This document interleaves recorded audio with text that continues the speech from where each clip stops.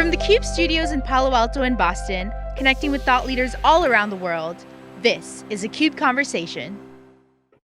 Hello, everybody. Welcome to this CUBE Conversation. This is Dave Vellante, and I've been running the last several weeks a CXO series where I've talked to CEOs, CIOs, CISOs to really try to understand the impact of COVID-19. As you know, we've really dug into the budget outlook, et cetera. Well, Cathy Southwick is here. She's a CUBE alum and the CIO of Pure Storage. Cathy, it's great to see you again. Thanks so much for taking the time to come on theCUBE.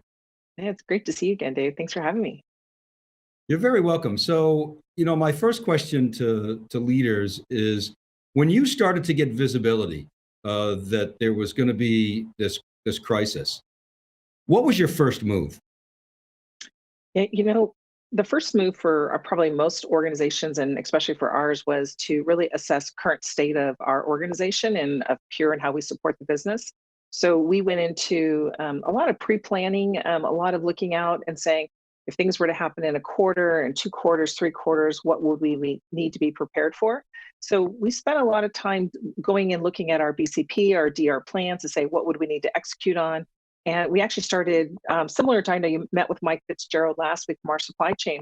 We actually started pulling triggers to get ourselves prepared and look across both our application side as how we evaluate availability, our partners that we use, both on-prem and off-prem.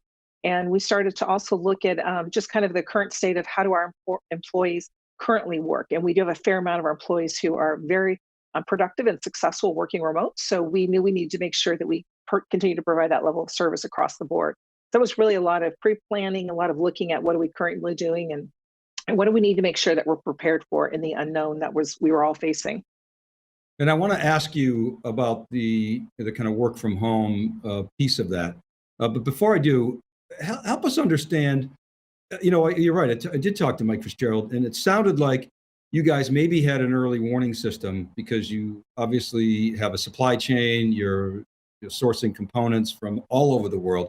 Do you feel like you had kind of an early warning to this, and maybe more than many organizations? Yeah, I think we probably had an equivalent to others. I think the difference was that we are a small, nimble organization. Our IT is very lean, and we immediately moved towards kind of executing plans. So there isn't a lot of approval cycles or red tape to go through. We're really empowered at the organization level to make the decisions that we think are necessary to help our business be successful. So that was really the forefront was see what needs to happen and then actually start doing. So don't just think about it, plan, do the analysis over and over, but actually start executing. And I think you would have seen that across all of Pure, that we immediately started mobilizing teams, our supply chain, both from an internal, what do we consume, whether it's laptops, devices for our employees, et cetera, or it was the products that we need to provide our customers and what they needed to do. So I think it has to do with more of how our company culture is and how we operate, very much make it happen for our customers. And that means that all of us need to be constantly prepared for what needs to happen within our respective teams to support our customers. So I want to break this talk down into people, process, and tech. We always talk about the big three. Let's start with the people. I mean, obviously, your first concern was the health and well-being and safety of your people. But as Sanjay Puna told me, once we figured that out, it's like, get to work. We got to be productive. So maybe talk about the people situation. California was kind of hit early, but I imagine you've got a remote workforce as well. Paint a picture for the people resource, if you would. Yeah, no, it's a great point that Sanjay made. You're absolutely right. The people was, it's kind of, you look at this as it's people, and the safety and health, and then what do we have to do to provide the necessary tools for our customers? And so we immediately, as from the employee lens, we immediately started doing things like interactions with our employees, I'll say on a very regular basis. So we do a daily stand-up in IT at the leadership level. Then each of the organizations, they're also holding those. And a big part of that is not, how's your work going? It's, how are you doing? How's your family doing? How are the things that you need to have in your own personal space to be able to be productive?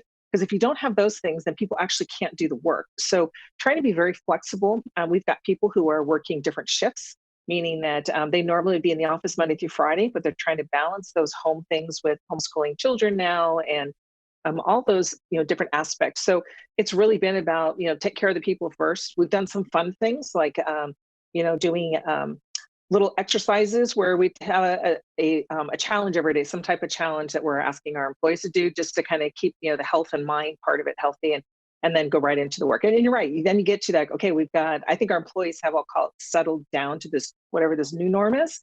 And people are now becoming very focused on how do I make sure I hit my deliverables, and they're so focused on helping our business that they are. It's literally about. We actually had to tell some people to kind of back off, take some time off, because 24/7 became 24/7 for everyone instead of having some rotations, because people just didn't want others to have to wait for responses. All right, Cathy. Well, let's turn to the next P, which is the process. So, what kind of changes did you have to make in order to support this whole work from home notion? We're very fortunate, as I had mentioned earlier. We already had a fair amount of our employees that were very successful working remote. So we had already the tools in place, the capabilities in place. Everything from what we really did was a lot of validation of what we had. Was it going to really be sufficient? So things like checking: do we have the right VPN? Do we have enough network bandwidth connections, et cetera? So for the most part, all of that has worked pretty well. I'll knock on wood. But it's gone pretty well. And we've had some challenges with some of the new hires coming in, because we still are onboarding new employees. And there are some locations around the world where there are some logistical challenges of going to certain countries. But other than that, we've actually, the plans that, a lot of the planning the team had done has really paid off for them as we move forward. So we've been very successful from that perspective. And I definitely want to ask you about the technology, but before I do, I want to talk about the macro. So we've been reporting that when we came into this year, the consensus for IT spending was a plus 4%. Through COVID and other research and surveys that we've done with our data partner ETR, we've kind of settled in at a negative 4% for the year, which would be a lot worse were it not for the work from home offset. And about 20% of the organizations that we talked to said they're increasing spending. About 35% said, hey, no change. And then, of course, there are a lot of industries, airlines, others affected by supply chains, et cetera, which are way, way down, to hospitality, et cetera. Now, that's the macro. Pure is not a bellwether for the macro, because you guys are a high growth company. But what's your budget situation kind of coming into the year, and has there been any change? Yeah, I feel very fortunate. We've been very supported from our business. We actually made some changes to, I'll say, double down on some investments in IT this year. So our budget coming into this year was already increased, and that was to deal with just opportunities that we saw, better alignment with the business, better strategic partnership in different areas of our business, and how we support them from the customer side, and then also how do we want to think about areas of like our employee experience. So we actually have made this an investment year for IT. Right now, we're still on track for that. I would say that we've done a little bit of some reprioritization of some initiatives that we wanted to do versus things that we're now wanting to make sure we care for. So think about like collaboration tools. Do we want to expand any of that portfolio that we currently have? So it's more of a, I feel very fortunate that we came in pretty strong, and we're still at that point. But we are doing some, I'll call some reassessing some of our priorities to say, are these the right things we should still continue to do, or should we alter some of that? So at this point, that's what we're looking at. Yeah, I've talked to a number of technology leaders that have said, look, this is sort of a shift in priorities, as you were mentioning. Yeah. From for instance, one said yesterday that we had this kind of hardened network, and now we've got this distributed workforce. So we're really kind of rethinking our network priorities. We've got to secure those remote workers. It's not just video conferencing tools. It's our VPN. It's security. It's our network bandwidth. It's maybe things like VDI, et cetera. Have you had to shuffle some of your priorities? So I would say that ours have been more of augmenting capabilities. So we've had a pretty successful strategy around what we're doing on the remote workers and how we secure them, et cetera. We are absolutely like everybody else. And I participate in several CIO forums where we talk about this. Do we need to go back and revalidate some of the decisions that you might have made in the past? And so we are doing that from ensuring that we have the right security around our enterprise. But the other is that it's also looking at, are there things that we could do that would help us from productivity capabilities?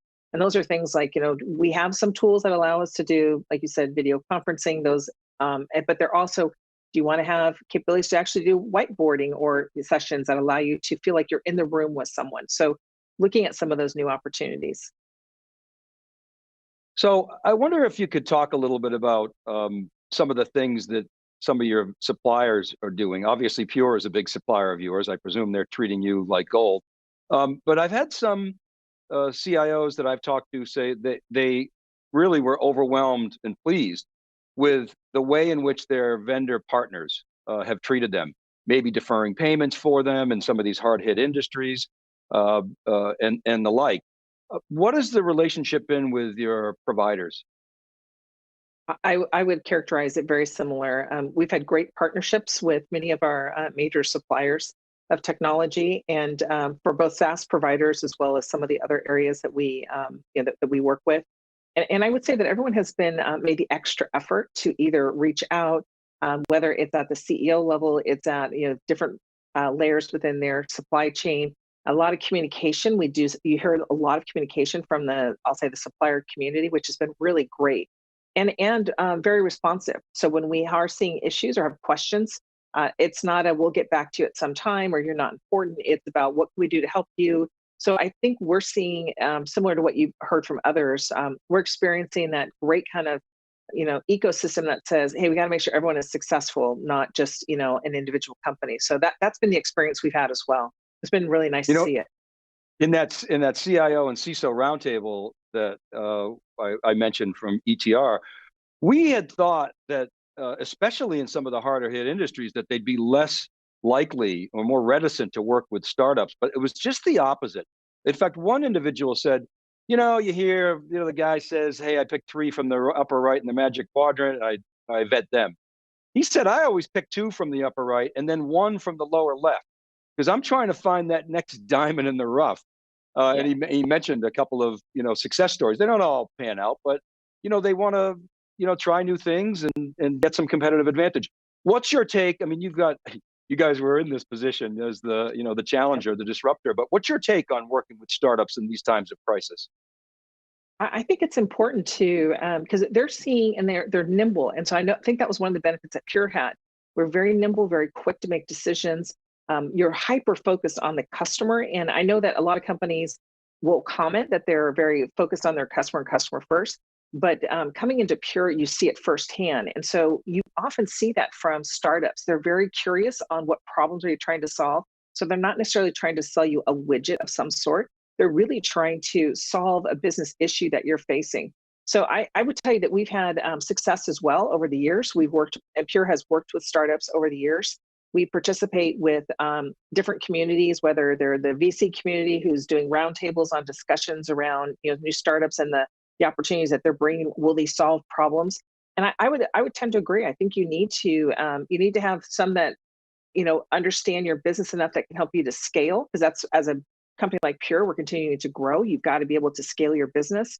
And so some startups might not have some of those capabilities, but there's actually quite a few that they can solve the problems a different way. And so scale looks different than maybe what a traditional way to approach it. So I think it's really important to keep them in the mix and to actually just keep anyone who's trying to solve problems, because if you aren't looking at it from the lens of like, what are we trying to do to support our business? And a lot of the CIOs were in the same boat. You're trying to figure out, how do I help the business be faster, better, et cetera.